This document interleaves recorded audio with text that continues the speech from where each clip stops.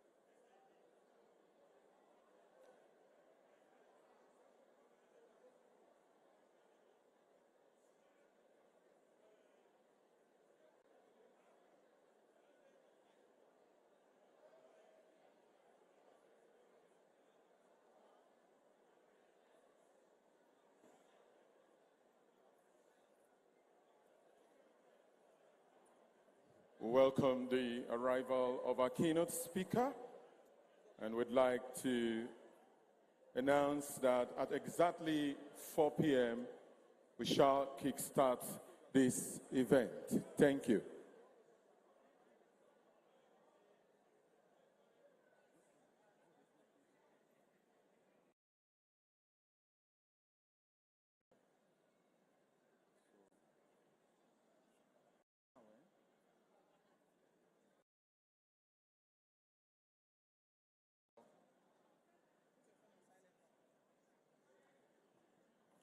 Please, we're about to start. We would like to advise us to please take our seats as we are about to start the event. Please take your seats so we can start in earnest. Thank you.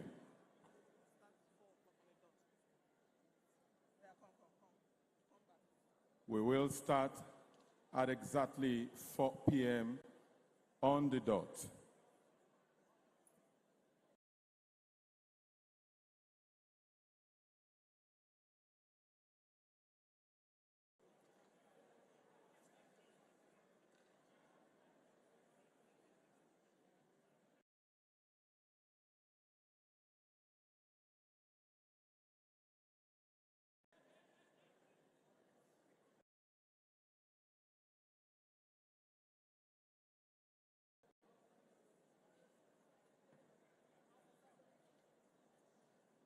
Please, for the last time, we'd like us to take our seats as we shall kickstart this event in no distant time. And by that, I mean exactly 4 p.m. on the dot. Please take your seats so we can have some quiet.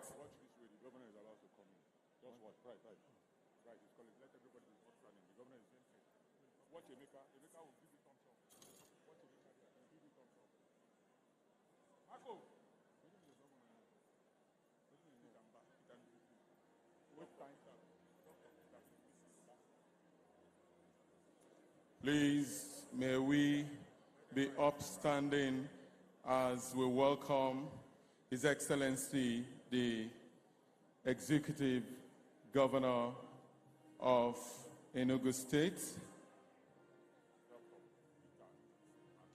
Dr. Peter Ndubisi Imba,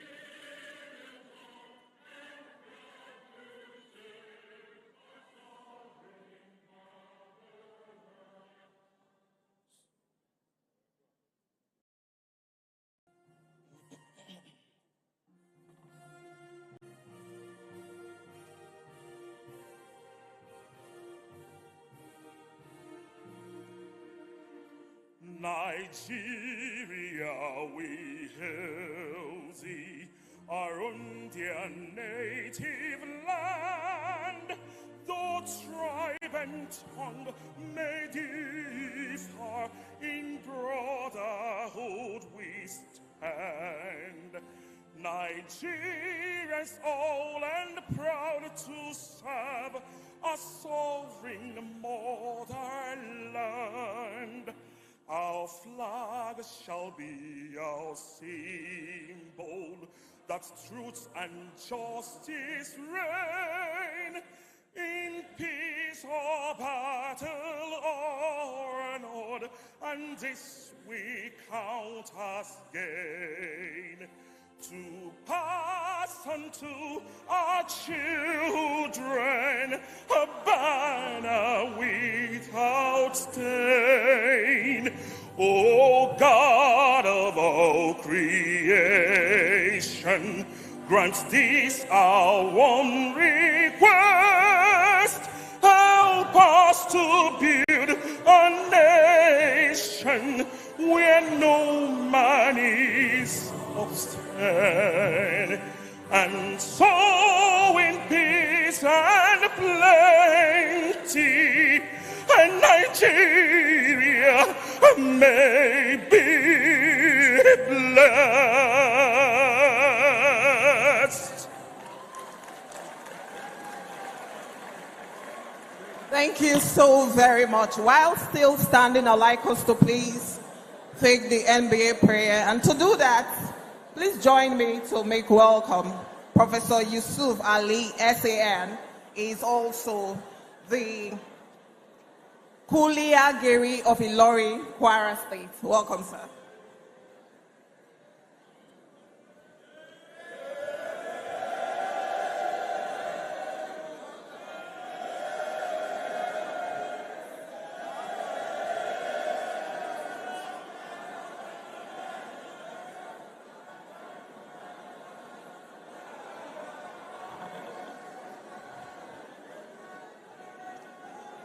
The NBA prayer. Almighty God, our Creator, we pray you to be with us in all our deliberations and to direct our endeavors so that we shall continue in all humility to glorify thy name and do that which is right and just for our profession, its members, our fellow men, and our country. Amen. Thank you. Please be seated.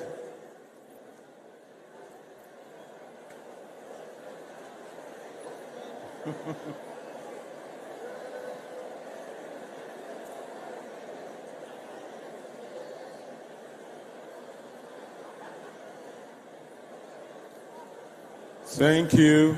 Thank you. Thank you.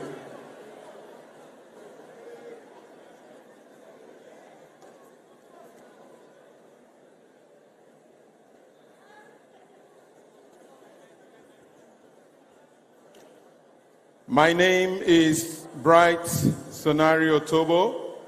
I am a Deputy Director of the River State Ministry of Justice, Department of Public Prosecutions. I will be your anchor for today, and my co-anchor will be Ebiere Emanuela Ekpese, the National Publicity Secretary of the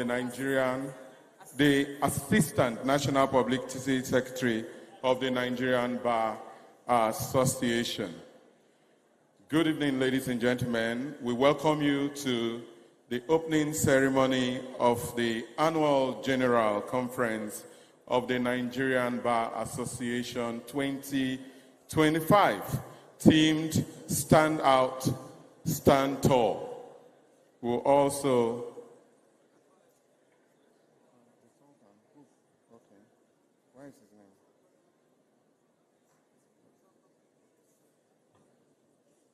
we acknowledge the arrival of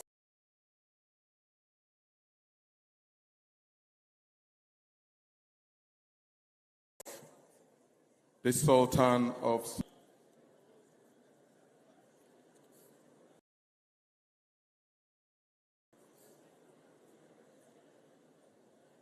In the course of this event, there will be pictures taken, there will be videos heard. We would like to use this medium to seek your consent, as those are for the sake of keeping memorabilia and promoting the annual event. Thank you. Good evening once again. I welcome you all to the opening of the Annual General Conference of the Nigerian Bar Association. We'd like to acknowledge everybody here present, particularly His Excellency, the Executive Governor of Enugu State, His Excellency Peter Umba. You're welcome, sir. Also in our midst is the Deputy Governor of Enugu State, Honorable Ifeanyi Osai, also one of us. Would like to acknowledge the presence of the Sultan of Sokoto, who is doubling as the chairman of this opening ceremony, His Eminence Saidi Abubakar III.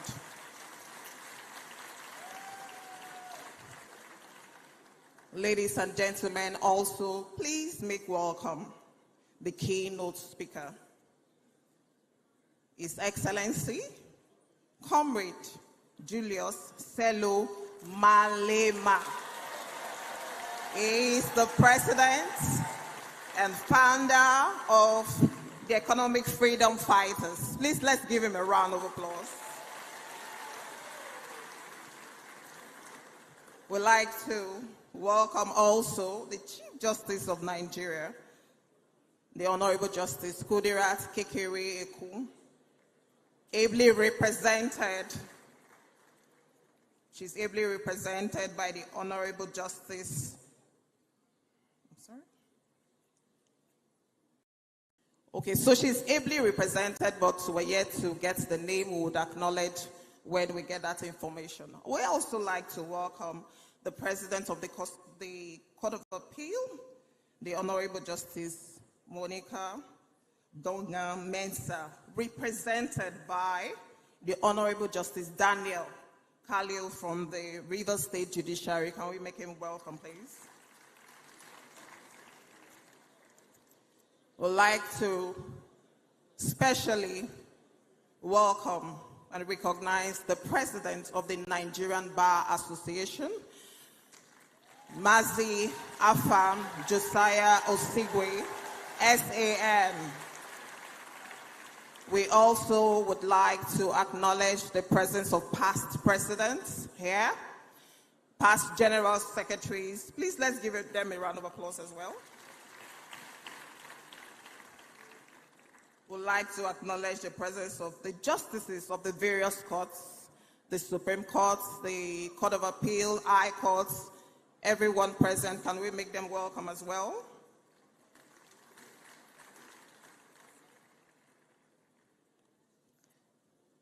We would like to welcome all our delegates, participants, including those of us watching online. We welcome you. We welcome the branch chairmen, secretaries from across the country. Our international delegates, you're welcome to this opening ceremony. Please, can we give them a round of applause, please? So please do give yourself a round of applause. I'm sure you've been having a great time from Friday since we started to this time, and so we welcome you especially. Before we invite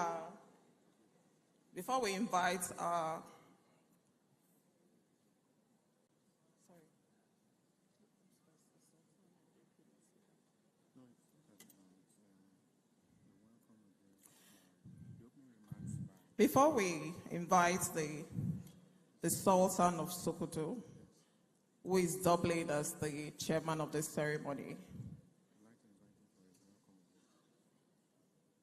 we just want to inform Mr.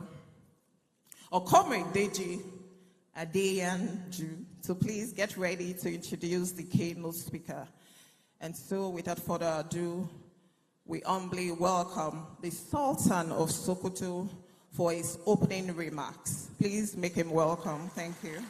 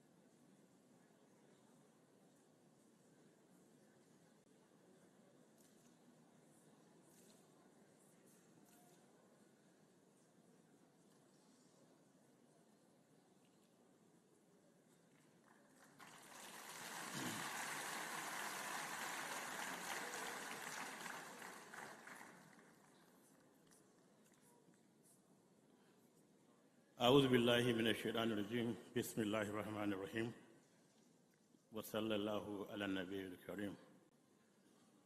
Your Excellency, the very able and indefatigable governor of Enugu State, the representatives of Chief Justice, President of the Court of Appeal, the President of this special assembly, because he is the only one called President here, this is your constituency, and you've dragged me into it today. Distinguished ladies and gentlemen, I greet you in the best form of greeting. Assalamu alaikum wa rahmatullahi wa barakatuhu.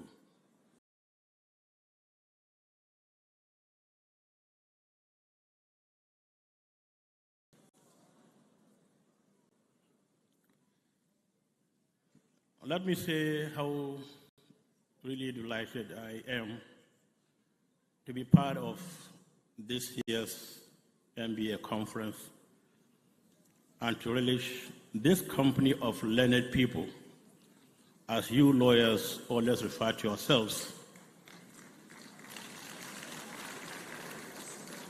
In the tradition I represent, learning is the highest endeavor on earth. As many of you here would know, the first command in Islam is to read. Read is the first command in Islam.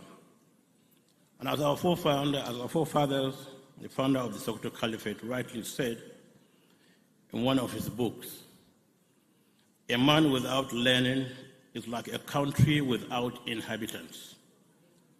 The finest qualities in a leader, in particular, and in people in general, are the love of learning, the desire to listen to it, and holding the bearer of knowledge in the greatest respect.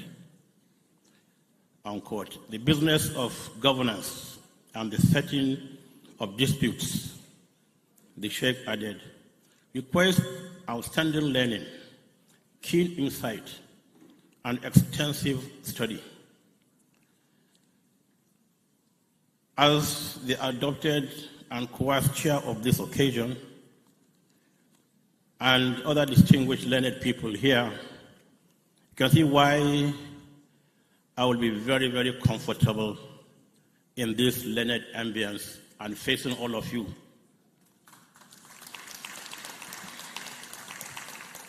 The NBA Annual Conference is a very significant event in our society because it is the largest gathering of lawyers who shape the practice of law and ensure that the ultimate objectives of law are realized in society. Law, as you know more than I do, is crucial to society because it maintains social order by setting standards for behavior, promotes justice by protecting rights, enjoying duties, and providing a framework for resolving disputes, and facilitates economic and social progress by providing a predictable environment for transactions and enabling social change through legislation. Without good law, societies risk descending into chaos, as there would be no established way to govern relationships, enforce rules, or ensure fairness and accountability. I understand that the theme for this year's conference is to stand out and stand tall. And when I say tall, no matter how short you are very tall.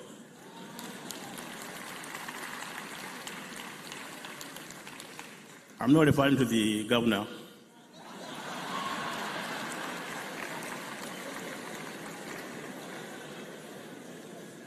I would like to believe that by this theme, you wish to deliver on the expectations of society on your professional mandate.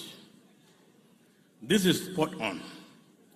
Today, justice is increasingly becoming purchasable commodity, and the poor are becoming victims of miscarriage of justice, while the rich commit all matters of crime and walk the streets scot-free.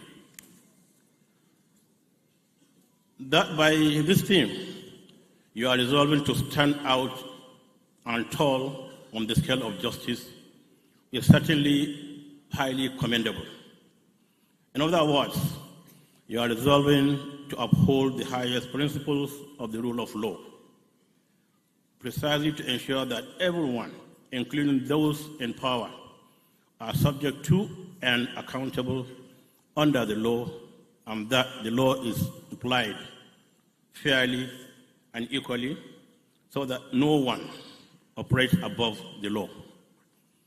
If you are able to do this, you would have addressed the core of the crisis of governance in this country.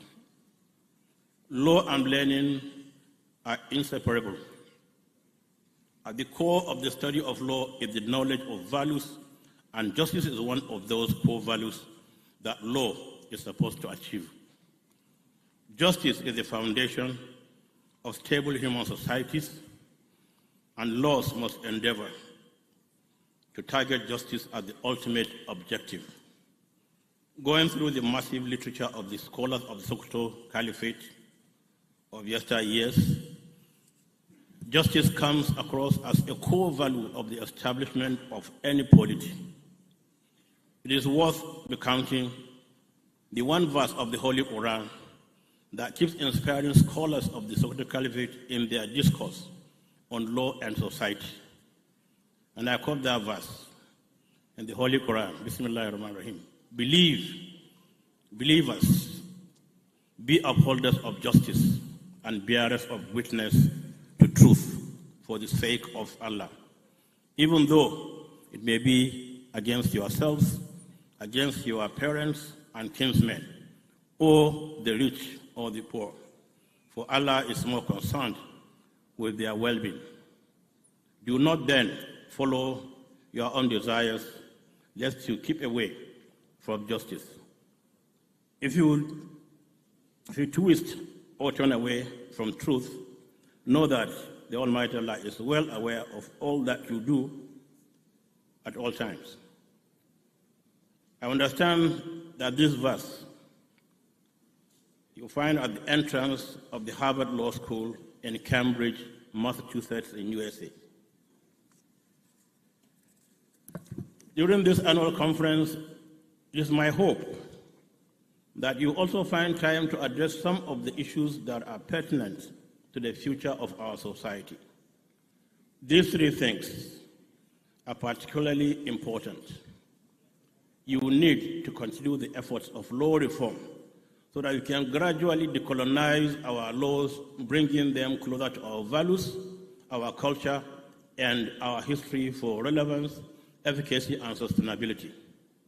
It is also my hope that we can find time to address the issues of social justice so that we can address the glaring inequalities in our societies and create a more integrated society with the kind of cohesion that can see us through these very tough times. The other issue is the access to justice. This is also very important considering the increasing costs of litigation and the consequences of exclusion in matters of justice for the weak and the vulnerable. Most conflicts around the world were precipitated by exclusion, which elicits resentment and propels people to conflicts that I'm very aware of, having my military background, where I spent 31 years in the military. And my first posting from Nigerian Defense Academy was Enugu State. January 1978. I'm sure so many of you were not born by then. I was in Nsukka, and I find Enugu State as a home for me, and I always feel glad to come back. And that's why when the governor called me and said, "You learned I will be coming," I said, "Inshallah." And inshallah means God willing. But one of our top emirs, a retired Major General Emir of Zulu, passed on last week. So I had to stay back and attend the burial ceremonies and other issues. When I called the governor and told him, "Excellency, I won't be able to make it," and he heard him say, "Oh no." So I said, "Oh yes." Because whenever there's a no, there must be a yes. And we are the ones that always believe things are possible. And as Almighty Allah would have it, this morning, after I finished what I was doing yesterday, I called the governor. No, I called the president first. I said, "Guess what?" You say, "What?" I said, "I'll be coming, inshallah, this afternoon." Since the opening is at 4 o'clock, I finished what I was doing yesterday, I called the governor.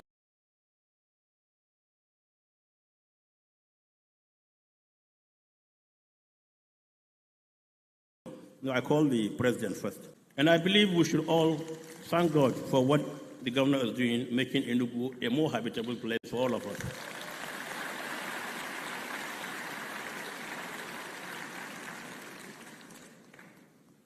And as I said, I'm home. And I remember some 5 years ago, I visited Enugu at the invitation of the then governor, Buruburu. And I had a very good time going around Nsukka, my own city where I started work. and definitely I really felt accepted, welcomed, loved, and I felt I shouldn't even go back to Sokoto. That's the Nigeria we've had some 40, 50 years ago. We must bring that Nigeria back. And you are the ones. You are the ones here who will do that very hard work, because you are the ones who interpret laws in the courts and whatever. So I'm happy to be here. I thank Almighty Allah that I'm able to make it. And I thank all of you and thank the President who personally came to Sokoto to invite me. And I'm happy I have not disappointed you, and I have not also disappointed my own governor. So let me wish you a very engaging and fruitful conference. We look forward to reading the communique. We look forward to reading the communique. We look forward to reading the communique and implementing it. That's one of our big problems in Nigeria. We do not lack very good policies and whatever. What we lack is implementation.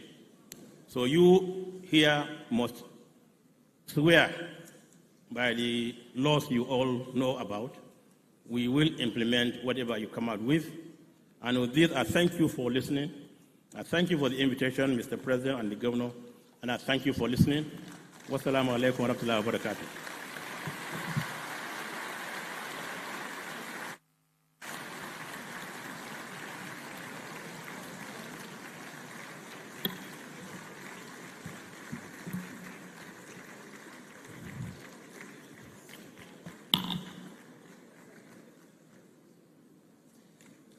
Can we give another round of applause to the Sultan of Sokoto? We are grateful, sir. We're happy to have you here with us. And so I was telling Mr. Bright Utobo that if he was not in this kind of environment, I probably would have asked him for a selfie.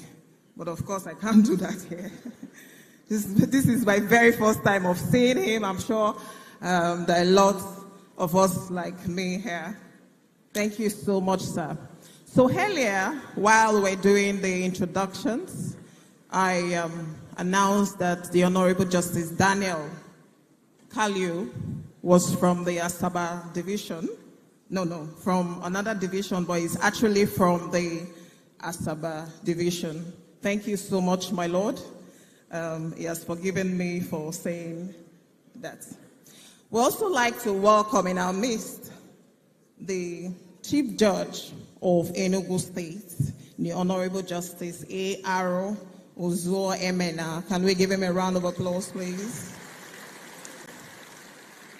Also with us is the President of the Customary Court of Appeal, Enugu State, the Honorable Justice G.C. Unamani. We'd like to acknowledge the presence of the Deputy Governor of Benue State, is Dr. Sam Ode MNI. He's also one of us. With us also is the representative of the Chief of Defense Staff, the General Officer commanding 82 Division, who doubles as the Commander Operation Udo Aka, Major General O.F. Olatoye. Can we welcome him, please?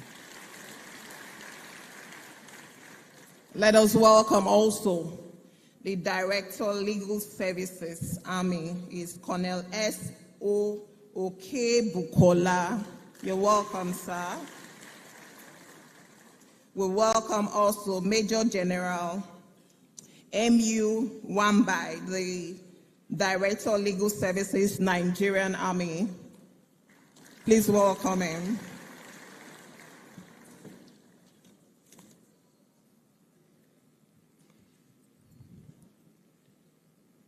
We'd like to welcome, for the welcome address, the Chairman of the Nigerian Bar Association, Enugu Branch, VC Odo Esquire, for 2 minutes. 2 minutes.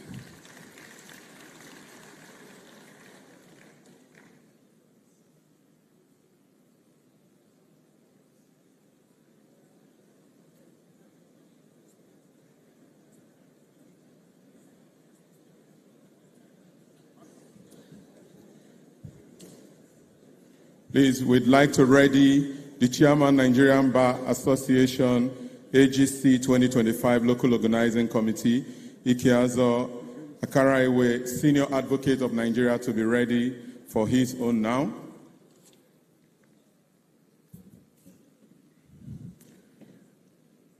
Your Royal Highness, the Emir of Sokoto, the chairman of this occasion, the Sultan of Sokoto, sorry, my lord.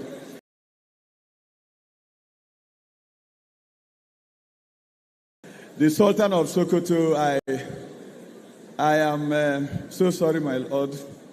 Your Excellency, the Governor of Enugu State, Dr. Peter Ndubi Simba, and his deputy, my brother Ifeanyi Osai, Mr. President of the Nigerian Bar Association, I and my lords here present, I pray Mr. Chairman to permit me to stand on existing protocol. There is hardly a better moment to be happy than this rare privilege to welcome the who is who in Nigeria, in the legal profession and the guests from the global community. This conference in Enugu tells an uncommon story of what disciplined, principled, wisdom, vision, strong and knowledge-driven leadership can do.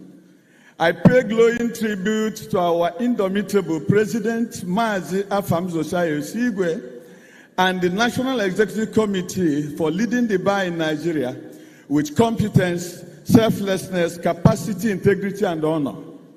Mr. President's leadership has made members of the Nigerian Bar Association heroes of the rule of law and democracy in Nigeria. If it was business as usual, this conference would not hold in Enugu. In bringing the annual general conference to Enugu 22 years since the last one held in 2003, the leadership of the bar and the annual general conference planning committee wrote, and I quote, consequently, and in alignment with the overwhelming position of NEC and the broader AGC, that is the broader membership, we are compelled to relocate the 2025 annual general conference to a state where constitutional democracy remains intact. End of quote.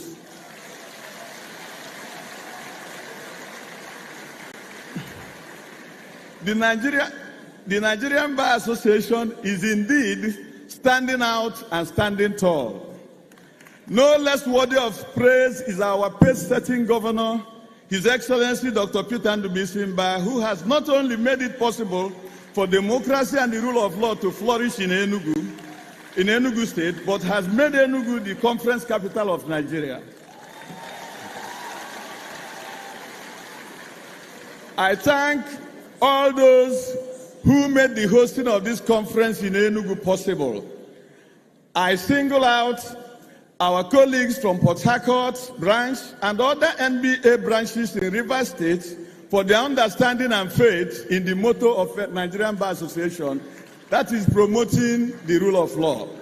On behalf of the distinguished members of the Nigerian Bar Association Enugu branch and our sister branches of Nsukka, Oji River, Ezago, and Obolafo, I welcome all the conferees, resource persons, distinguished guests, and friends of the bar to enjoy the ambience, friendship, and hospitality of the city on the hill, the Cold City State. Thank you so much.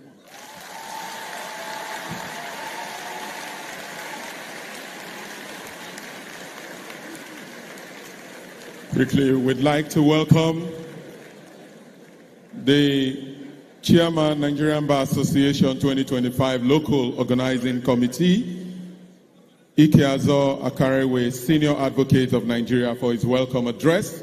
3 minutes.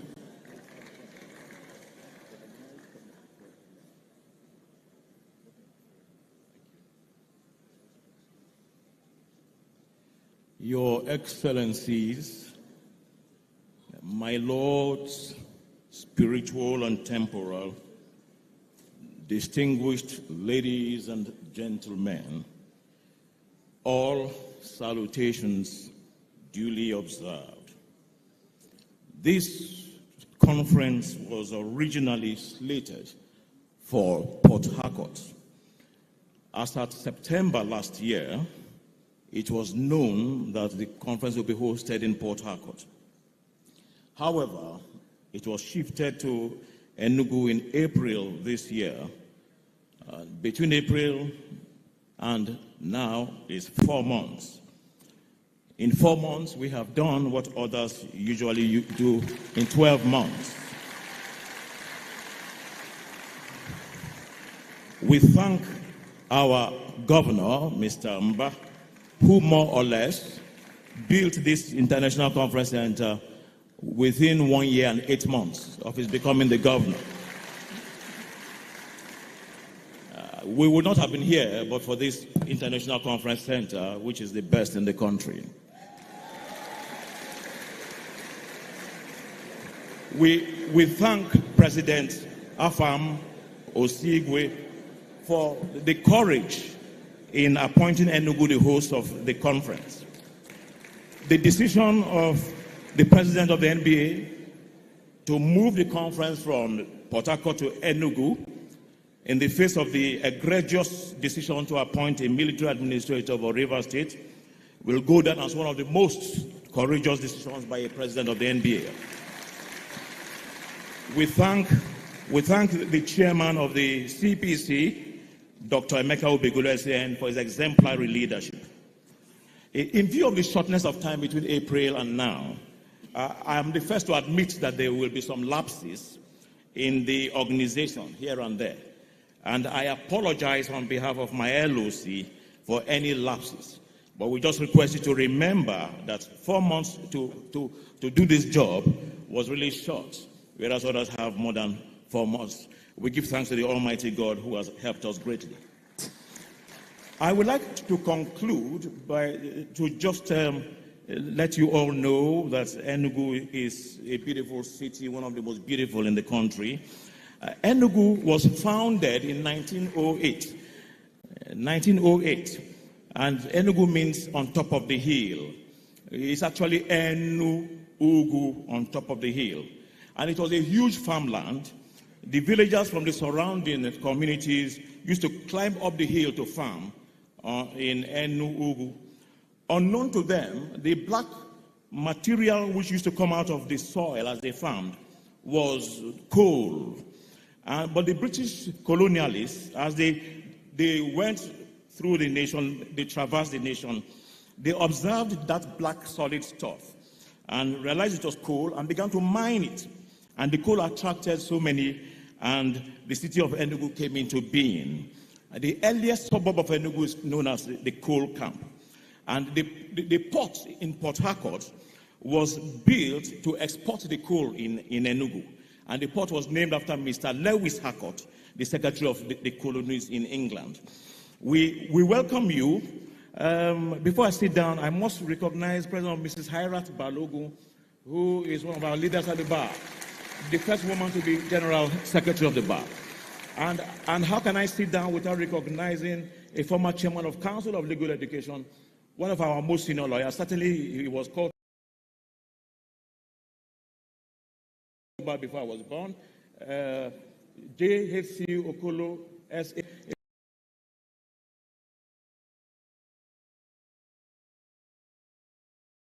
Former chairman of Council of Legal Education, one of our right on the left, and say no to your neighbor. No. No, I'm telling you. No. And in Enugu, we also have in the dialect here, Deje. Say to your neighbor, Deje. Deje no. You're all welcome. God bless you all. Thank you.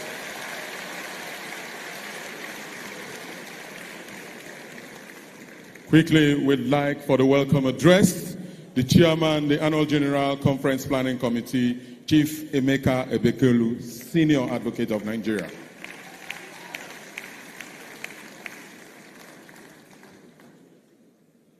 Your Eminence, Your Excellencies, very distinguished colleagues, ladies and gentlemen, let me rest on established protocol. It is with profound pride and a deep sense of purpose that I welcome you all to the 2025 Annual Conference of the Nigerian Bar Association.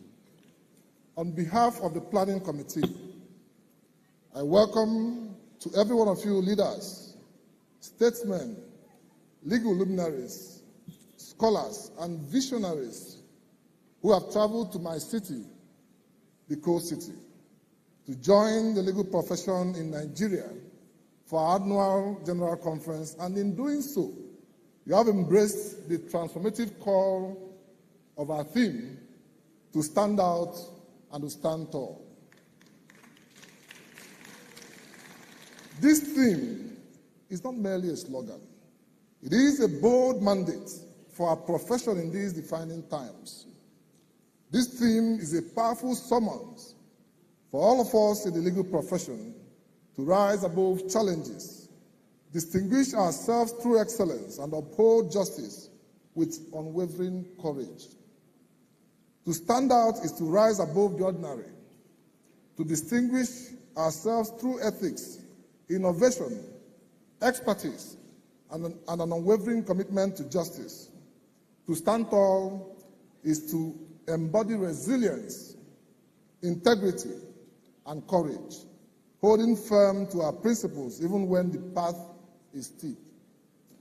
As we gather here from August 22nd to 29th, the conference challenges us to redefine what it means to be legal professionals in a world that demands clarity, accountability, and transformative leadership.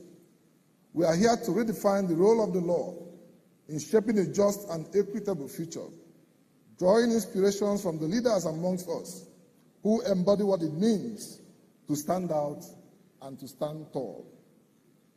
Today, we are privileged to have a keynote speaker, Mr. Julius Malema.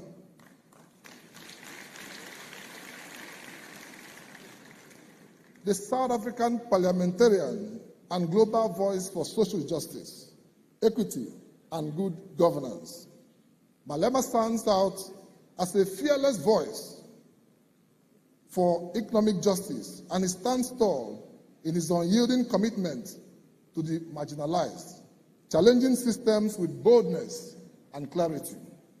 At a time when our democracy demands renewed courage, principled leadership, and bold ideas, Mr. Malema's insight promises to challenge us, challenge our perspectives, and inspire us all to stand out and to stand tall. Distinguished ladies and gentlemen, when we reached out to Julius Malema to present this keynote speech, he made only two requests.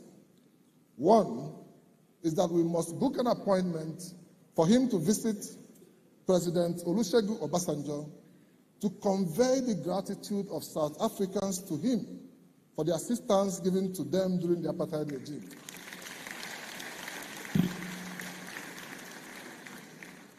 He also made a second request that we should arrange for him to pay a visit to the family of late Ken Saro-Wiwa to enable him pay his last respects to the memory of Ken Saro-Wiwa.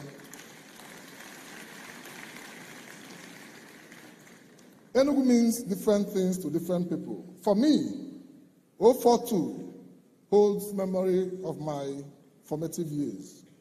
From Sacred Heart Nursery School to Ekulu Primary School to College of Immaculate Conception, CIC. Before my law training took me to Anambra State, Enugu, with its rich history, is a perfect stage for this clarion call. Just like the resistance against colonial oppression during the 1949 coal miners' strike in this city, Enugu has long stood out and stood tall in the face of adversity.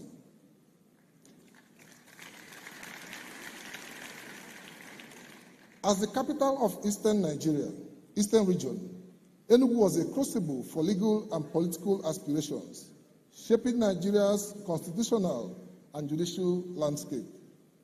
Today, Enugu is home to the pioneering Faculty of Law at the University of Nigeria, Enugu campus. Enugu continues to stand as a beacon of legal excellence. Hosting this conference here is therefore a testament to its legacy of resilience and leadership, inspiring us to embody the theme in our deliberations. It challenges us to stand tall in defending justice, just like Enugu coal miners stood tall against exploitation in 1949. We must stand firm against corruption, against inequality, ensuring and against impunity, while ensuring that our courts remain temples of justice. The theme also compels us to stand out and stand tall together. The legal profession thrives on collaboration, and this conference offers for us unparalleled opportunities to connect, share knowledge, and forge partnerships. From networking events to social gatherings, let us build a community that amplifies our collective impact, reflecting the unity symbolized in our conference logo, unveiled on the 25th of November 2024. For us as lawyers, under the leadership of Mazi Afam Osigwe, this theme calls on us to stand tall for Nigerian economy. We understand clearly that there can be no wealthy lawyer in a poor economy. The NBA has taken the lead in patronizing conference bags made by a Nigerian company as a signpost of our commitment to the growth of this economy. And this is because we know that our prospective clients in a buoyant economy will have no difficulty complying and embracing with the Remuneration Order 2023. So as long as we ship our jobs outside Nigeria, outside Africa, as long as we export our foreign currency, we cannot have a buoyant economy. Over the next several days, we will engage in a carefully curated program of plenary sessions, technical workshops, and interactive sessions. These will explore not only pressing legal issues, from constitutional reforms and judicial independence, to emerging areas like artificial intelligence, climate law, but also the practical challenges of legal practice in a rapidly changing world. We will interrogate the future of the profession, the role of lawyers in nation building, and the ethical compass that must guide our decisions and actions. Finally, to our distinguished delegates, this conference is for you. I encourage you to participate actively and to connect with colleagues old and new, to challenge your thinking, to share your experiences, and to stand out and to stand tall. Beyond Enugu, into your courts, your boardrooms, your classrooms, and your communities. I encourage all delegates to immerse yourselves fully in the sessions, network meaningfully, and also take time to enjoy the beauty and culture of Enugu State.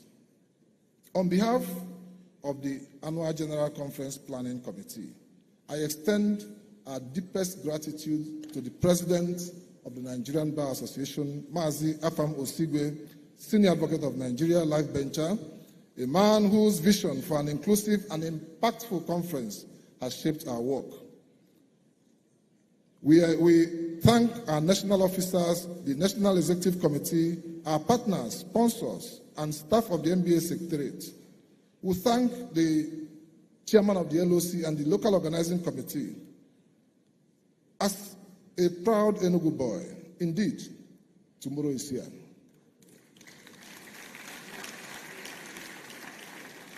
We thank the man who has demonstrated the power of transformative leadership. Governor Peter Mba planned and executed this conference with us. He set up an interministerial committee for the first time in MBA conference hosting. The governor set up an interministerial committee with mandate to support the seamless execution of the conference program, with logistical support that are invaluable. Your Excellency, we are grateful. You did not support us because you're a lawyer. You supported us because you understand the economy of conferences, and that by supporting us, you're supporting your state. We encourage your vision, and we thank you for the support. Your Excellencies, distinguished ladies and gentlemen, on behalf of the Planning Committee for this conference, we offer our unreserved apology for any defects you might have observed in the plans leading to this conference. We are mere humans. But we appeal to you to find a place in your heart to understand that it took 4 months in a city that has never hosted conference for the past 23 years. What the team and the governor did is nothing short of miracle. I urge us to keep standing out and to keep standing tall. Thank you very much, and may God bless us.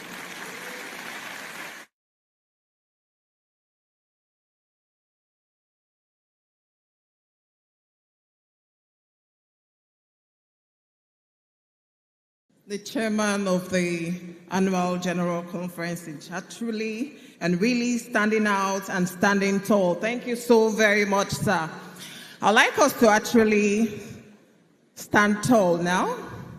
Ladies and gentlemen, please, with a standing ovation, I'd like to welcome the 32nd president of the Nigerian Bar Association, Mazi Afam Osigwe Josiah, which is his middle name, SAN, as he makes his remarks. Thank you, sir. Thank you so very much. Please sit. I would have loved to adopt the already established protocol because Mr. Julius Malema, our keynote speaker, has to leave here this evening in a short while because he has to catch a plane back to South Africa.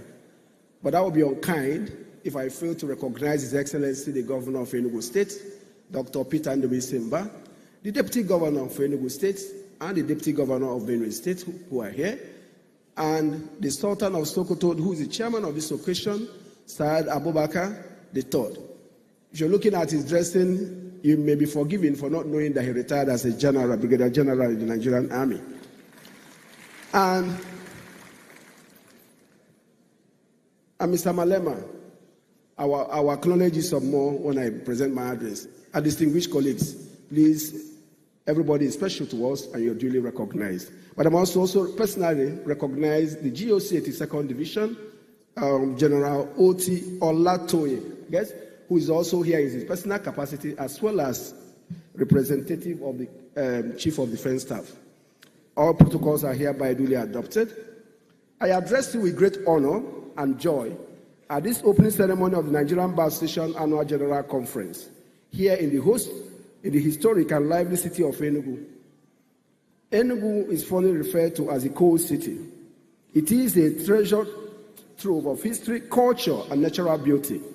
It is a city built on hills and surrounded by crouching hills.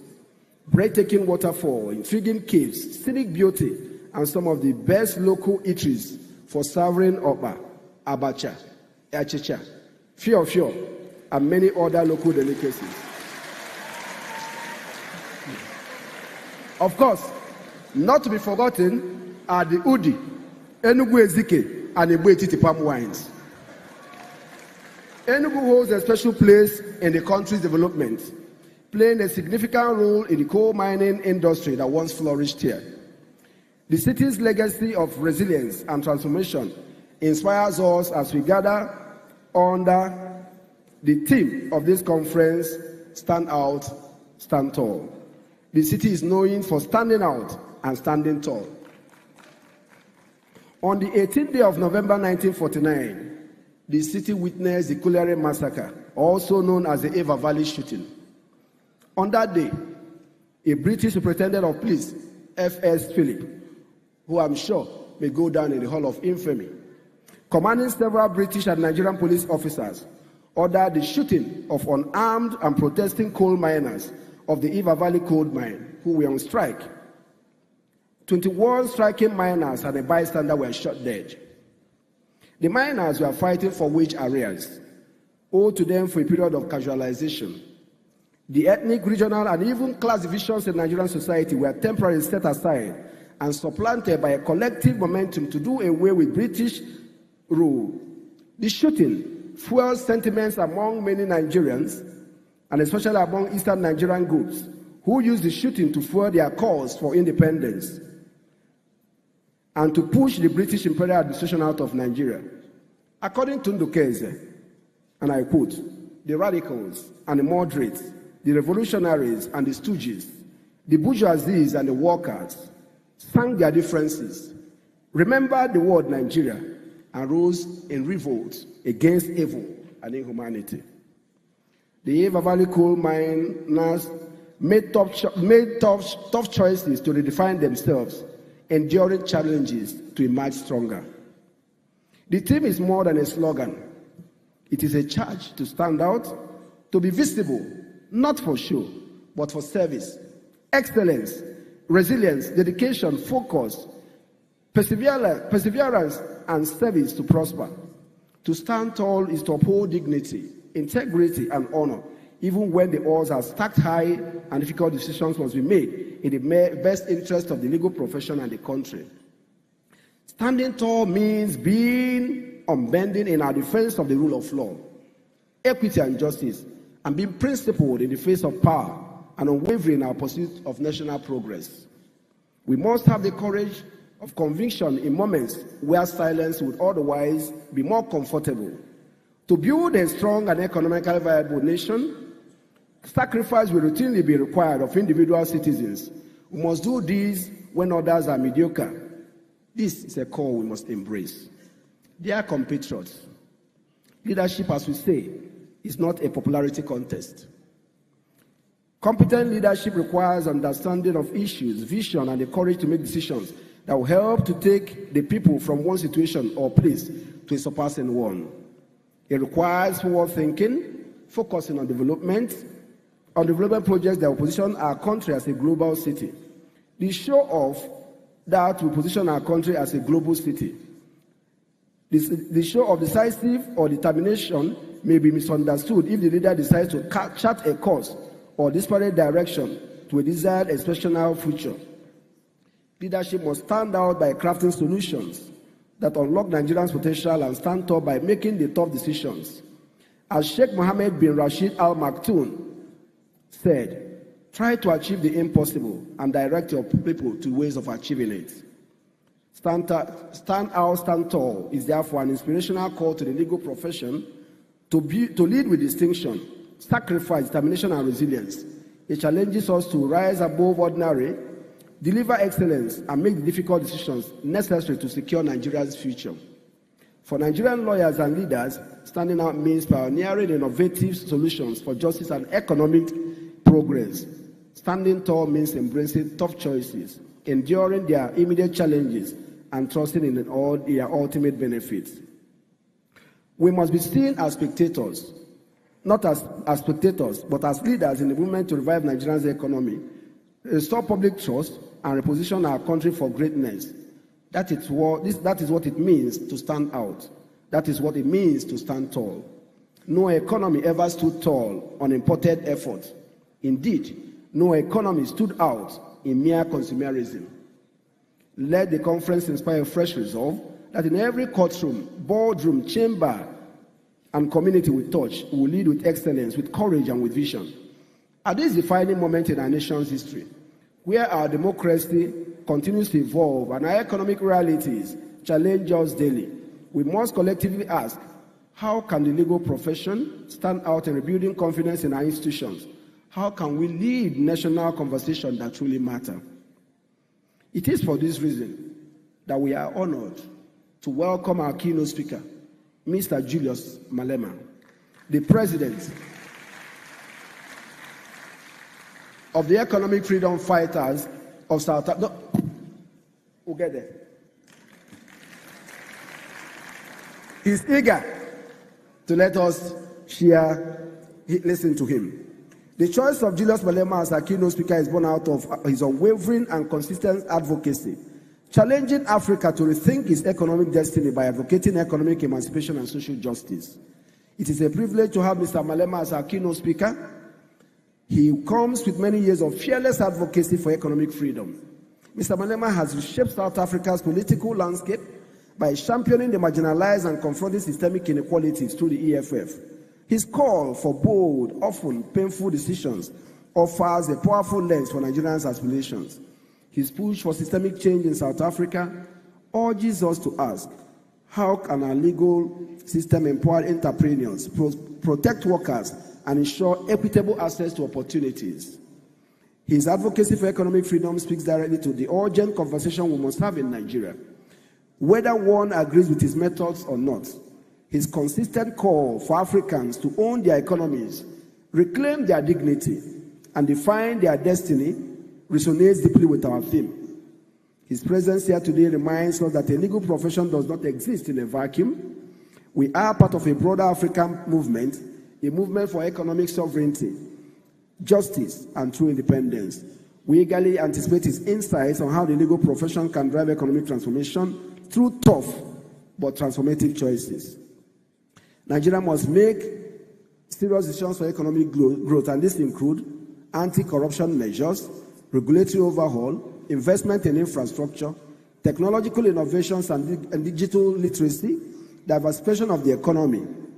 These decisions may inflict pain and will inflict pain, disrupting established systems, challenging vested interests, and requiring sacrifices from citizens, institutions alike.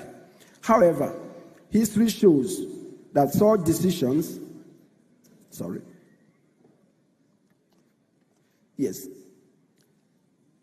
history shows that such pain is often the precursor to progress. By enduring short-term challenges, Nigeria can achieve lasting improvements, a thriving agricultural sector, a transparent economy, and an environment where every citizen has a fair shot at prosperity.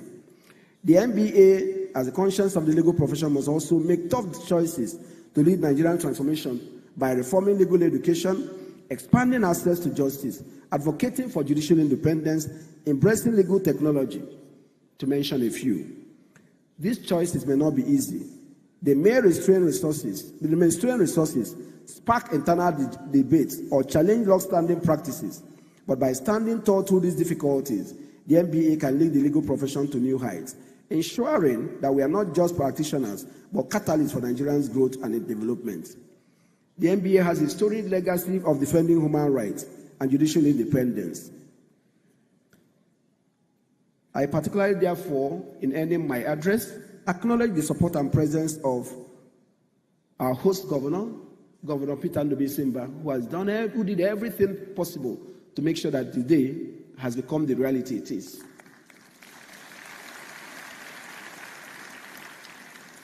And I also thank His Eminence, who at great inconvenience to himself, having been traveling between Sokoto and Zuru to condole with the family of the late Emir of Zuru, took a last-minute decision to be here and made a wonderful presentation that I believe has inspired others. It inspired me. Your Eminence, we are very grateful. And numerous other dignitaries who have made this day the beautiful day has become. We can't thank you enough. I once more warmly thank our distinguished keynote speaker, whose bold decision for economic justice and African unity will help set the tone for conversation on how we confront Nigerians' economic challenges. I extend my heartfelt gratitude to the NBA Annual General Conference Planning Committee, the leadership of the NBA Enugu branch, the local organizing committee, and all the other branches in Enugu State. Your dedication has created a platform for us to reflect, inspire, and act. Over the next few days, we engage with thought leaders from law, governance, economics, technology, and civil society, and encourage us to participate.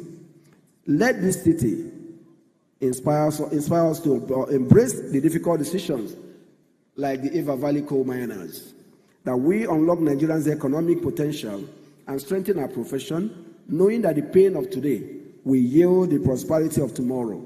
May our deliberations be bold, our resolutions transformative, and our commitment to justice unwavering.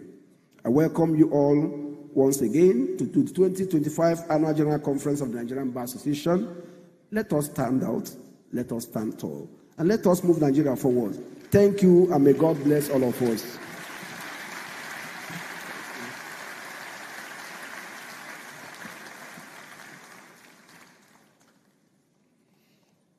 Please, another round of applause for that. Straight from the heart talk. We're winding to a close, and we'll have two speakers before we invite His Excellency, the Executive Governor of Enugu State, to open officially this event. And so may I invite Comrade Deji Adeyanju to introduce the keynote speaker.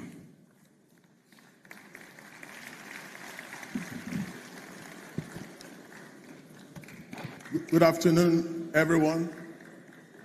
First, let me appreciate His Excellence for making our time to join us here today, and also the Executive Governor of Enugu State and leaders in the profession, all protocols duly observed. My job here today is very simple and also very hard at the same time. Simple because I've been saddled with the responsibility of introducing a man, a Pan-Africanist, a true son of Africa that I can resonate with. I resonate with his ideology, but very difficult at the same time because I've been given less than 2 minutes to make such an introduction. So indeed, it is a Herculean task. Here before us today at the annual General Conference is a man, a true son of Africa, a Pan-Africanist, a shining light of resistance, whose exploits at promoting transparency, constitutionalism, accountability, and rule of law are too numerous to mention. He continues to fight against inequality, corruption, oppression in South Africa. His loud voice of reason continues to echo across the continent. He continually agitates for South Africans to see Africans as their brothers and not their enemies. He is a powerful voice, not only in South Africa, but on the continent and globally. Julius Malema is our keynote speaker for the annual conference, and he brings his wealth of experience as a resistance and a movement leader in South Africa. He was the former president of the ANC Youth League, and he is the current president of the Economic Freedom Fighters in South Africa, a movement and a political party that resists oppression and corruption and continues to challenge unconstitutionalism in South Africa. His sacrifices in South Africa and the continent has come at great cost of arrest, persecution, and intimidation. But Julius Malema continues to stand tall. Join me as I welcome this true son of Africa, this Pan-Africanist, and a man for all seasons, Julius Malema.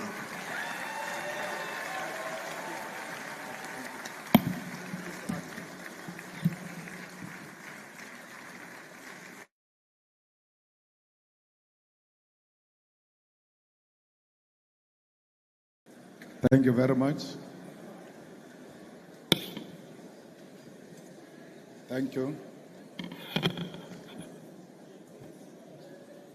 Let me take this opportunity to greet the governor of Enugu, to greet the Sultan of Sokoto.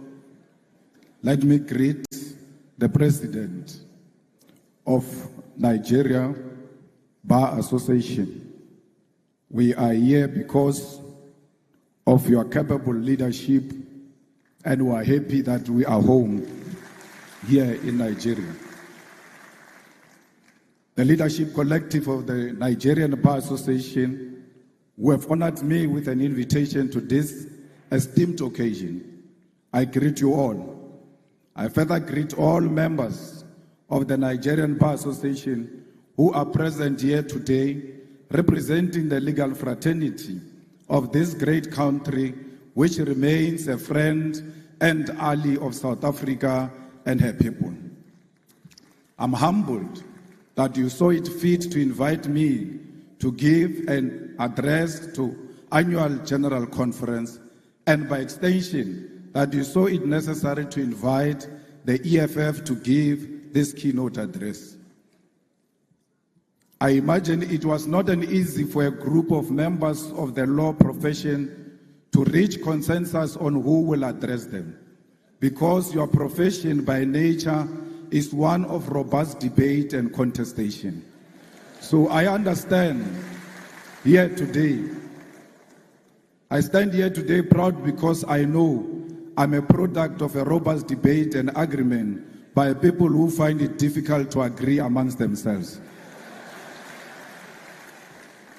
Comrades and friends, the link between the legal profession and the cause for liberation cannot be separated.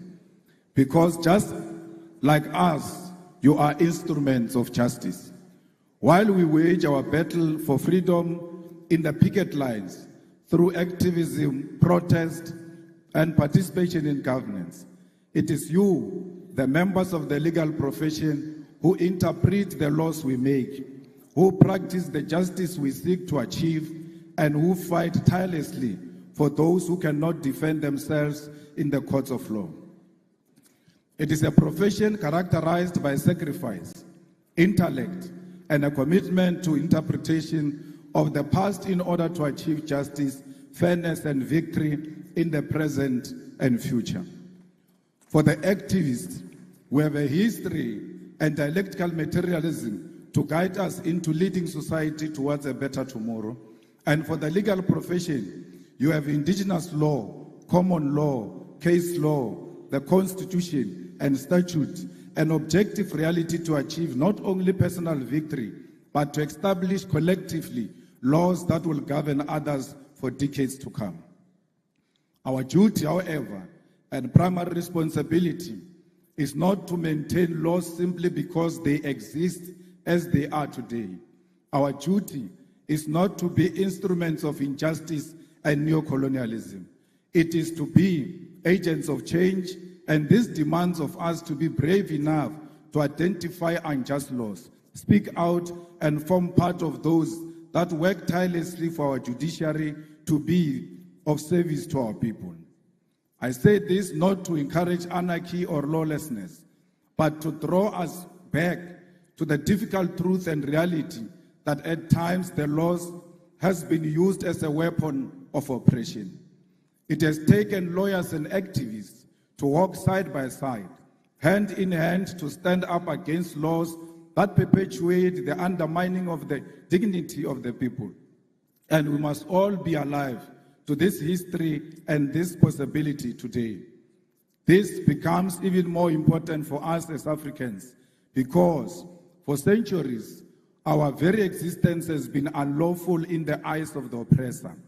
Our indigenous laws have been treated as inferior to Roman Dutch law or English law. To be an African has meant that for generations we are not worthy of the laws and the rights that make us human beings. And for that reason, it was legal to abuse us, to enslave us, to steal our mineral wealth and oil, and to destroy and kill our heritage, history, and even our lives. The legal profession you belong to, the political system we belong to, the judiciary and parliaments were created without us in mind. They were crafted at our exclusion and built to sustain our suffering. We now sit in the corridors which were built to break the back and the soul of African people. The demand then from those who died at the hands of this institution that we now serve is that we transform them so that they become instruments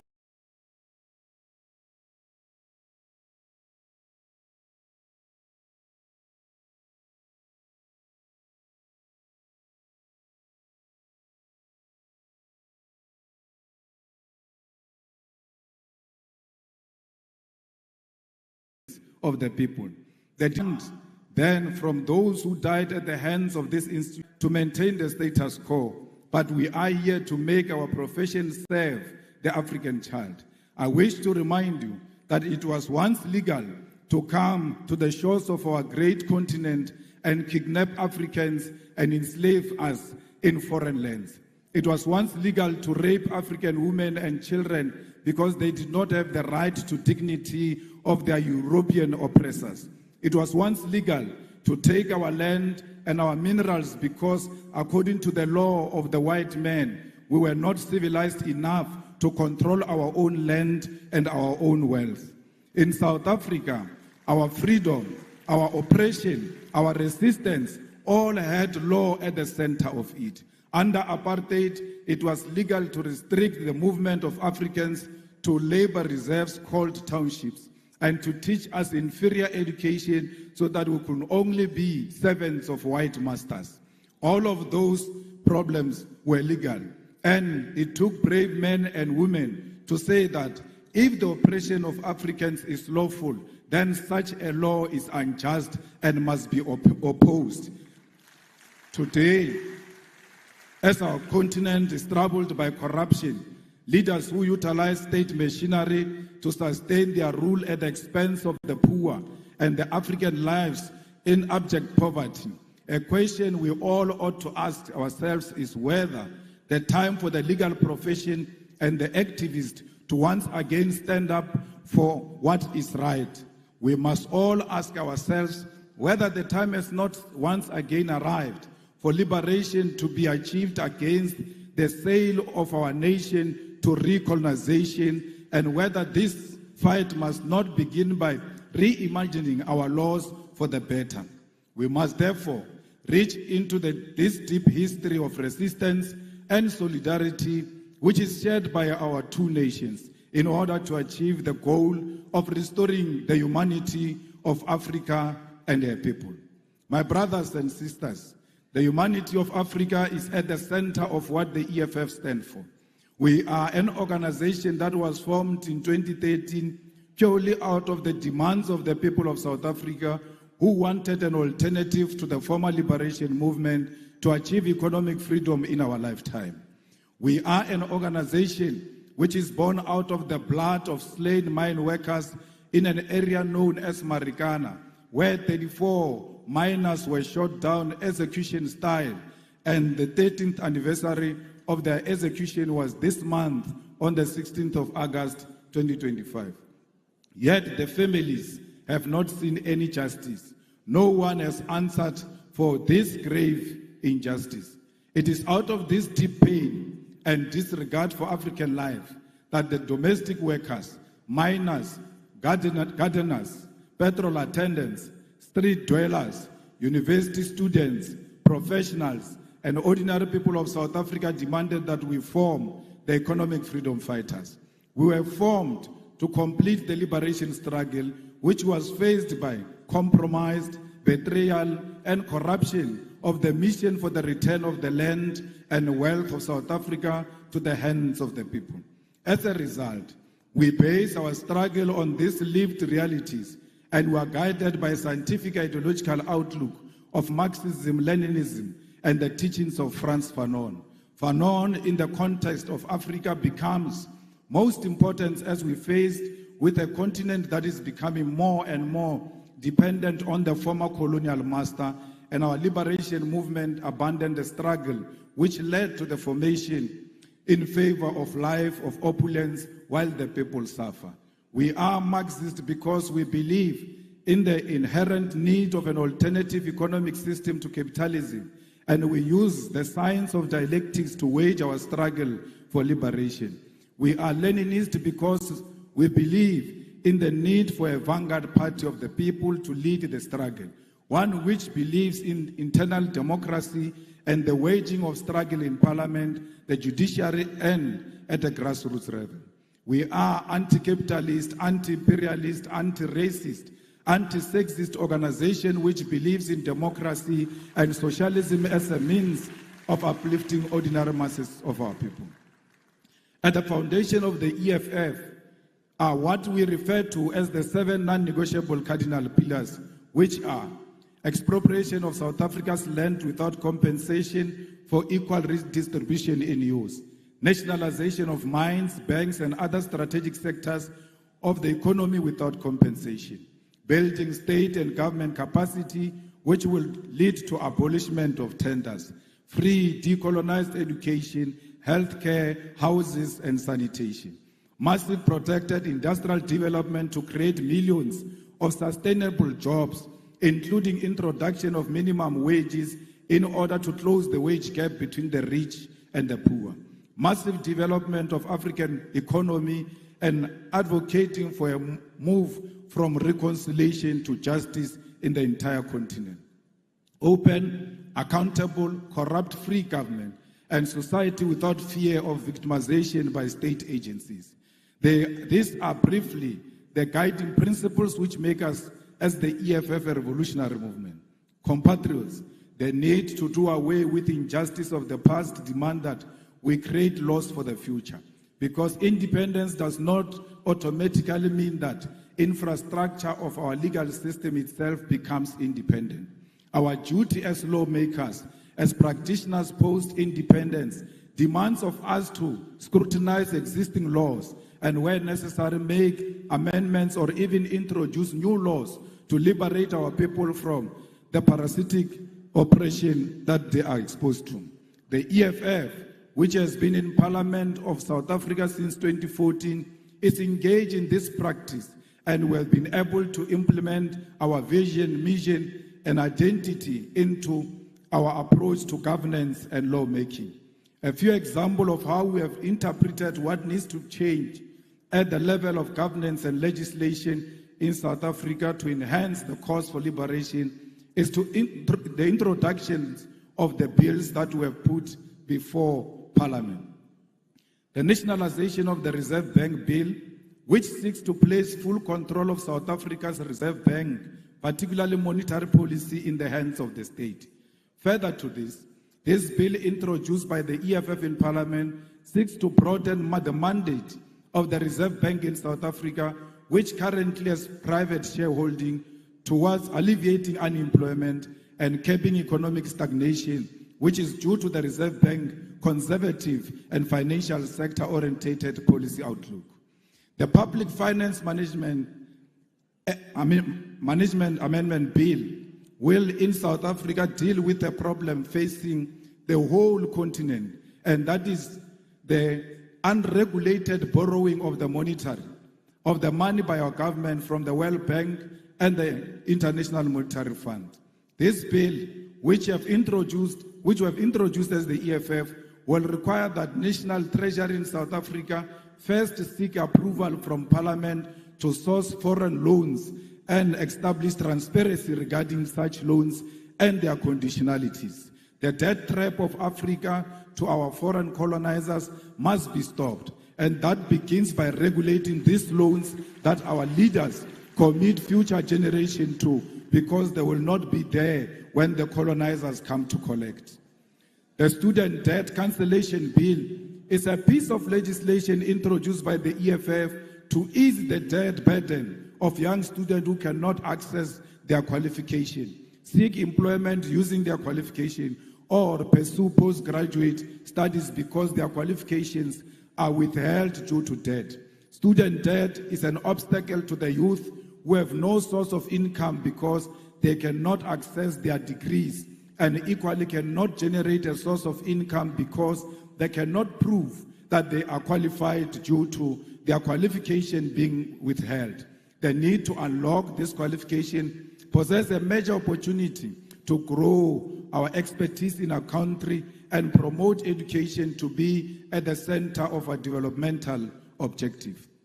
Insourcing Bill seeks to do away with the exploitation of labor brokers and consultancy firms which are draining the public finance of government in South Africa.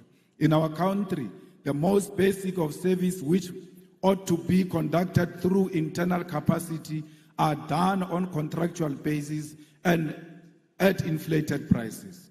The policy of outsourcing is at the center of corruption as politicians establish companies to provide services such as cleaning, security services, accounting services, maintenance services, and many more to government at a ridiculous rate. How can you issue a tender to buy toilet paper? How come Director General doesn't know where the toilet papers are being sold? and go and buy the toilet papers himself instead of issuing out a tender that is unnecessary. There are certain things that can be done by the government without involving the outside players. We don't want alcohol advertised in South Africa because they advertise alcohol through the means that is not a true reflection of alcohol. Why are you not advertising alcohol with drunkards and show people what alcohol will do to them? It cannot be that alcohol is advertised only with beautiful people at the beach. It must be a true reflection of what this will do to you. We have done the same before by banning the advertisement of cigarette in South Africa, and what is to follow is alcohol. The EFF is also engaged in many other programs that seeks to empower our own communities and make sure that there is local procurement. Why should a prison in Enugu should go and buy vegetables in Lagos?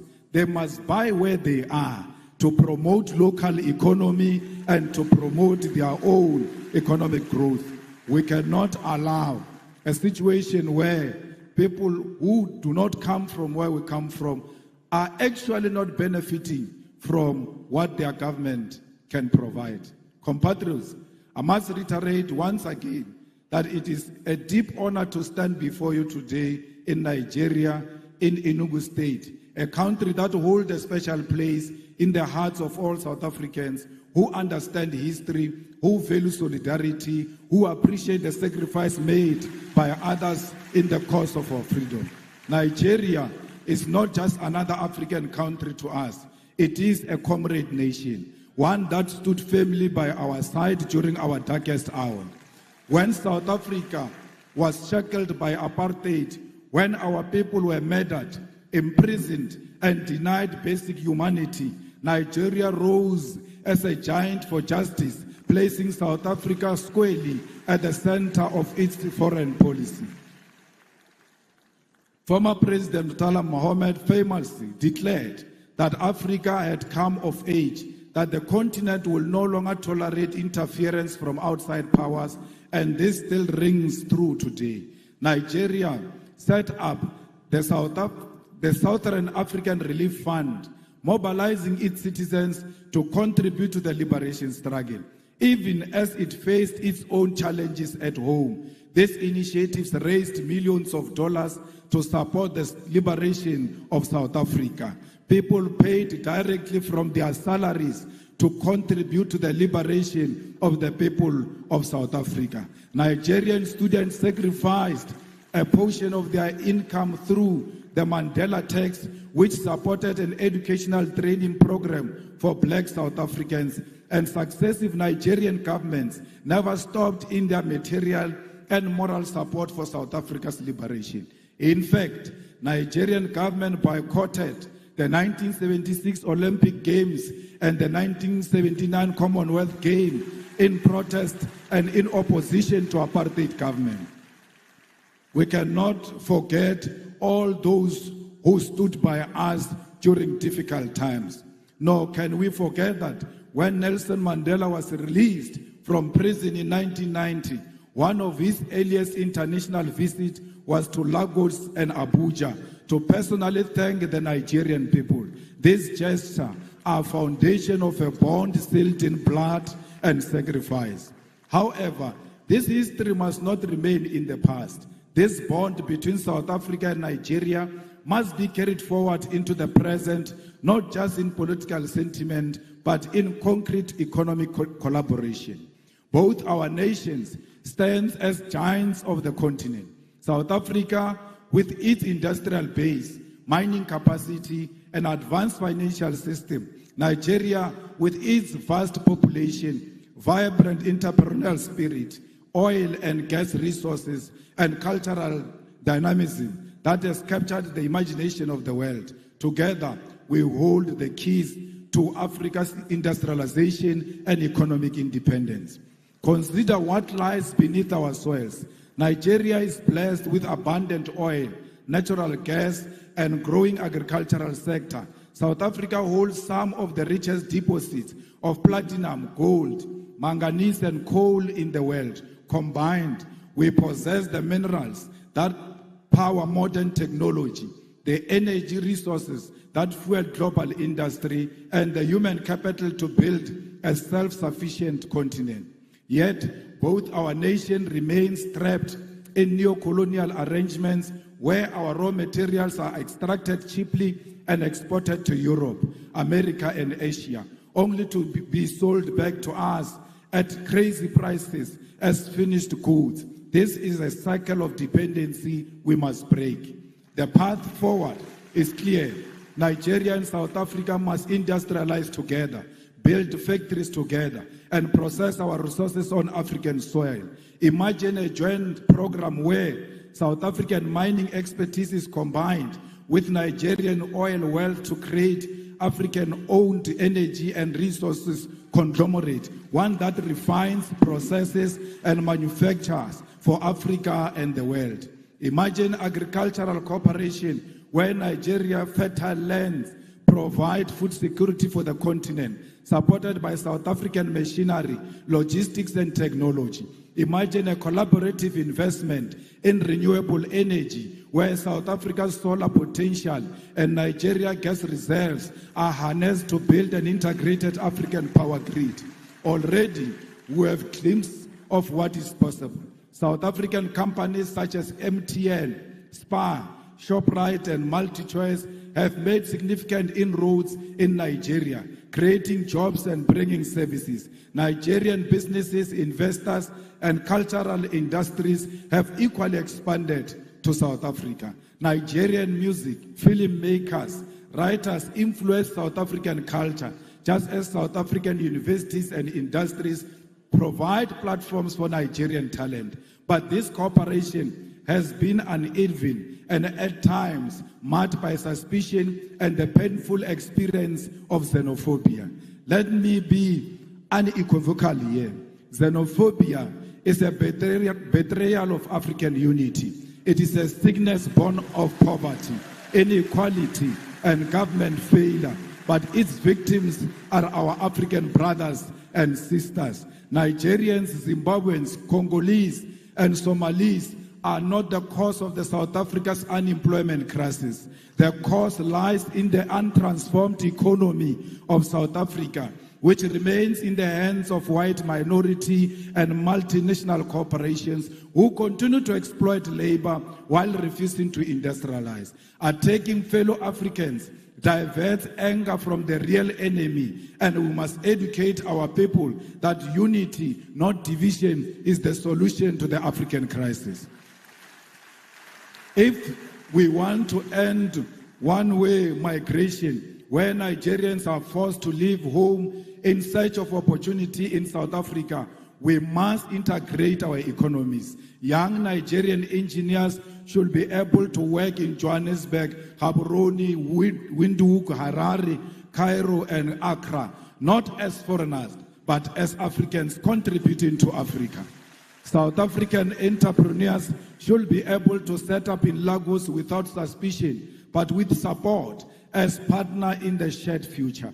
We must harmonize trade policies, align visa regimes, and build continental infrastructure that connects our people. We actually do not need a visa. We don't need a visa between South Africa and Nigeria. In the same way, we don't need a visa for our people to travel in their own continent. We are one. Both South Africa and Nigeria know the pain of colonialism. Both have faced internal divisions. Both have endured the pressures of global imperialism that seeks to divide and exploit and control us. Both know that the only path forward is Pan-African solidarity. We must reject the illusion that our salvation will come from Washington, London, Brussels, or Beijing. Our salvation lies here in Lagos and Johannesburg, in Abuja and Pretoria, in the hands of Africans who refuse to be divided. Together, Nigeria and South Africa can lead African continent free trade area, not as a paper agreement, but as a living reality that changes the lives of ordinary people. Together, we can demand fair trade, protect our industries, and invest in education, technology, innovation. Together, we can prove that Africa is not a begging bowl, but a continent of giants. We must prove to the whole world that we are not xenophobic, we love one another. Black people are not loved in Africa and are not loved outside Africa. We have a duty to love ourselves and show the whole world on how it must treat us. We cannot treat each other badly and expect other people to treat us much better. How you treat your own brother and your own sister, it's how you teach others outside how they must treat you. The unity of our continent is paramount, and we must never associate with any xenophobic agenda that perpetuates the divisions in South Africa. Solidarity is what we need for each other.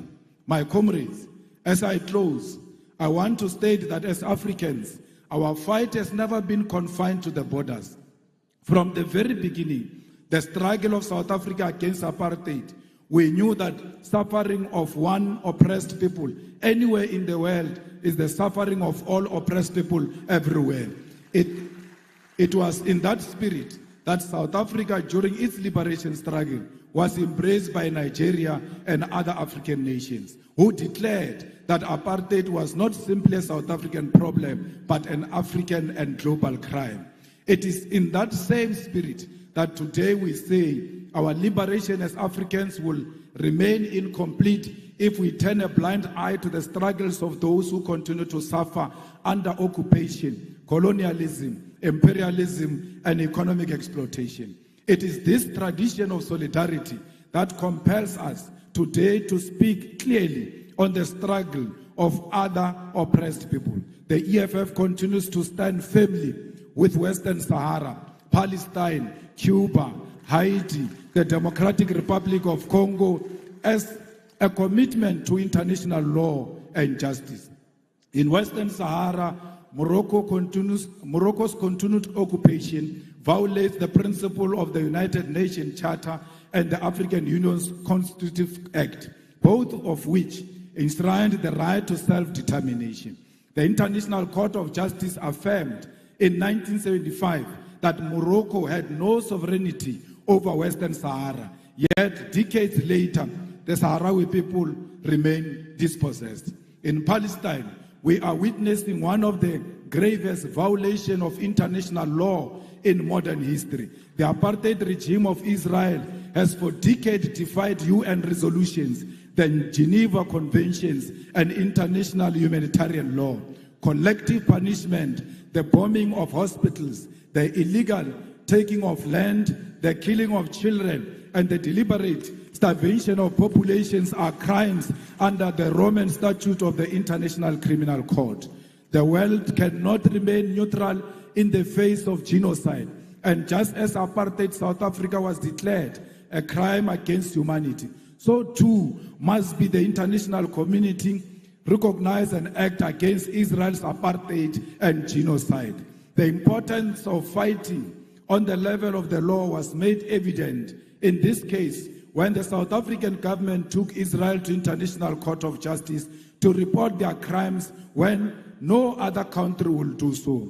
This fight in international court was won when the court declared that indeed Israel was perpetuating genocide, a win that was necessary to sway some support away from Israel and to embolden other countries to speak out.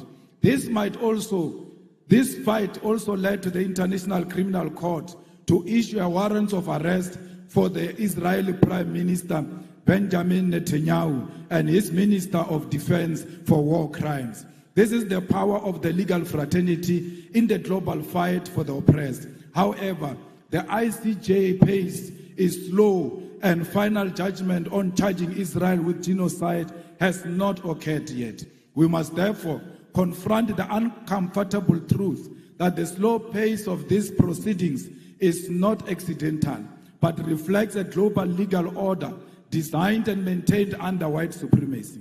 International law is swift and ruthless when prosecuting leaders of the global south, yet hesitant and cautious when dealing with crimes committed by Western powers or their allies. This is hypocrisy we must name without fear. When an African leader is accused, indictments are issued overnight, sanctions are imposed immediately, military interventions justified under the banner of international law. However, when Israel starves children in Gaza or the United States and its allies invade nations and topples governments, the same institutions suddenly discover restraint, complicity, and delay. As the legal fraternity of Africa, you cannot accept this double standard. You must be bold enough to create alternative and fair systems of accountability that do not bend to imperialist interests. If the so-called international community is unwilling to deliver justice in real time, then Africa must advance its own courts, its own tribunals, its own instruments of solidarity and protection. Just as we build liberation movements when colonialism denied us freedom, so too must we build new legal institutions when the existing ones fail us. In Cuba, for over 60 years, the United States has imposed an economic blockade in contravention of international law, including the principle of non-interference and the sovereign right of nations to choose their social and economic system.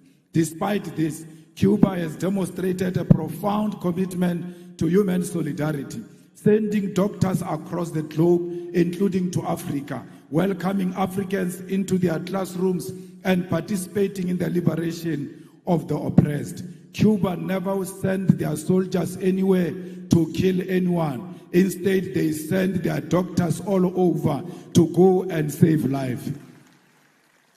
The tragedy of Haiti is one of historical injustice.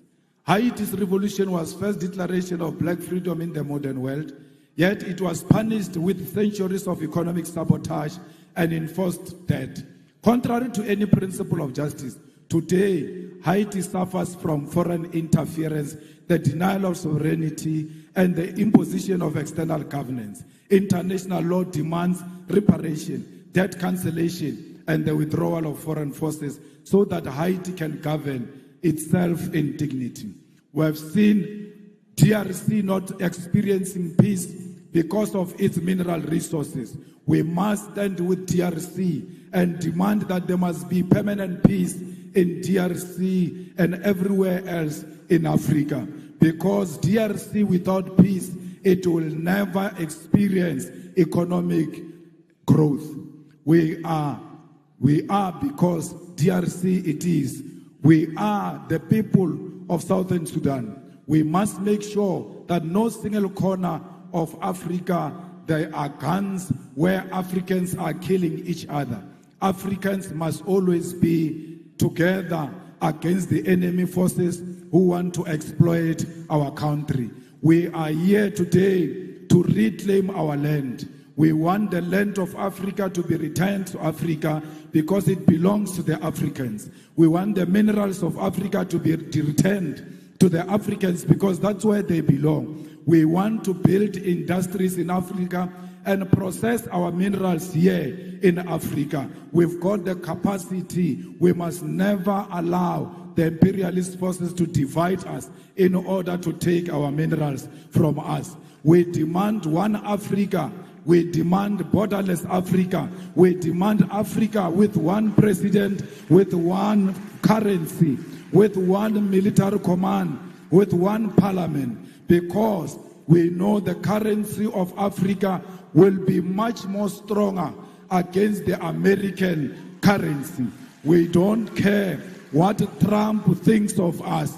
He will never choose a policy position for Africans. We are not subject of Trump. We must refuse to be subjects of Trump. We must stand together as the world changes and show the world that Africa is one and Africa is equal to all nations, to China, to Russia, to America. We are not just a small nation. We are a big nation. We are not a dark continent. How can we be dark when we've got diamond that is shining amongst us? We are a shining nation. I thank you.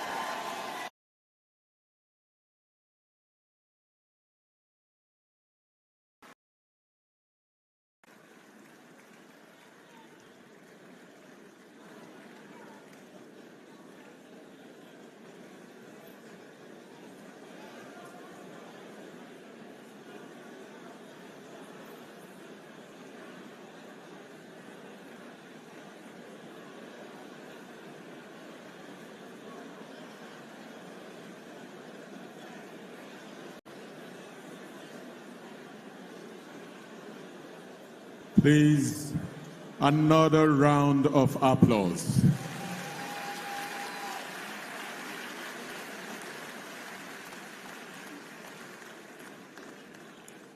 We're pleased to have in our midst Her Excellency Gil Lever, Officer of the British Empire, Deputy High Commissioner, British High Commission, Abuja. Please put your hands together for her.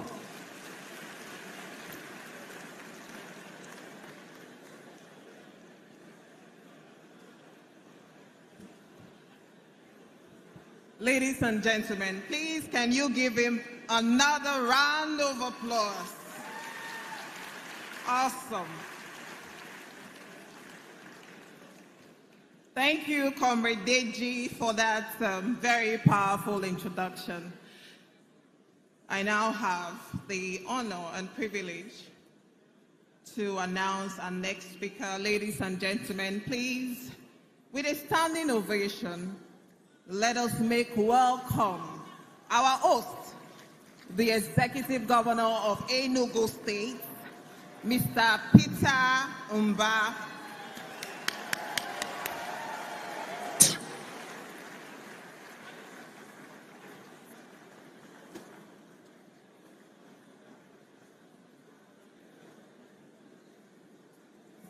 Please sit down. Please, let's be seated.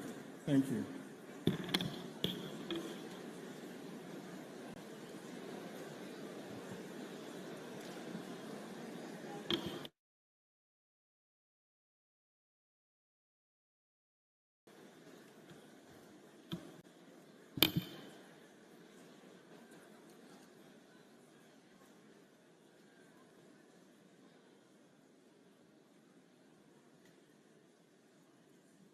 The Deputy Governor of Enugu State, His Excellency Ifeanyi Osai, the Deputy Governor of Benue State, His Excellency Dr. Samuel Ode,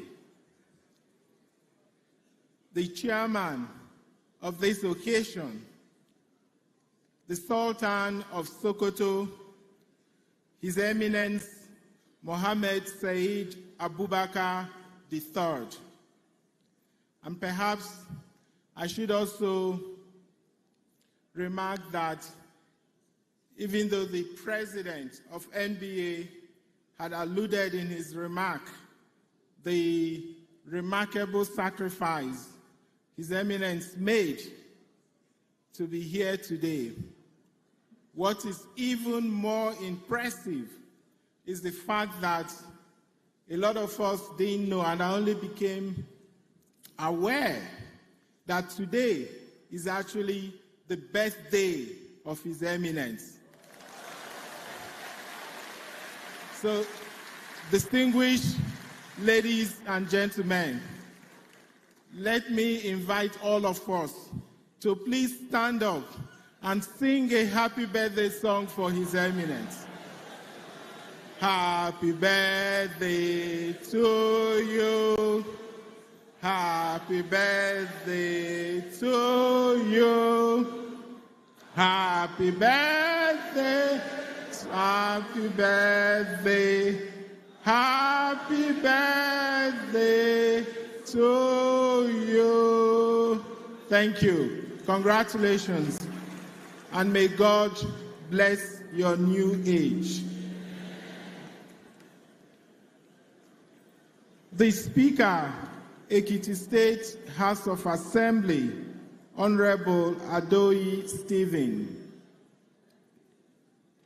The representatives of the CJN and the President of the Court of Appeal, the Chief Judge of Enugu State, His Lordship Justice A.R. Ozemene, the President of the Nigerian Bar Association, Mazi Afam Osigwe, SAN, the Chief of Defense Staff, ably represented by the General Officer commanding 82 Division and Commander of Operation Udoka, Nigerian Army, Major General O.T.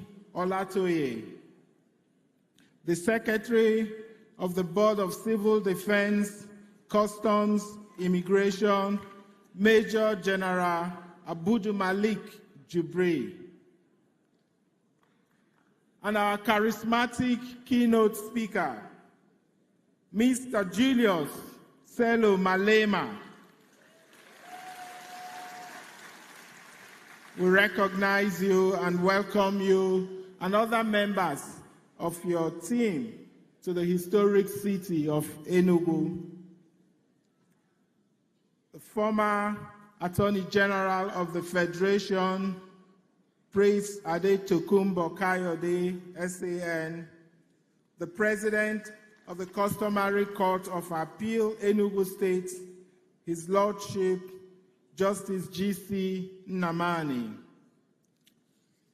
Honorable Judges of the Enugu State Judiciary and judges from other jurisdictions that are with us here, Chairman, Body of States, Attorney General of the Federation, Dr. Ben Odo, the Attorney General and Commissioner for Justice, Enugu State, Dr. Kingsley Ude, and various state attorney generals that are here with us. The Chairman, Council of Legal Education, Chief Emeka Ngige, SAN, the Director General of Nigerian Law School, Professor Isa Yahatu, SAN, members of Enugu State Executive Council here with us, senior officers of various security agencies serving and retired here with us today, the past president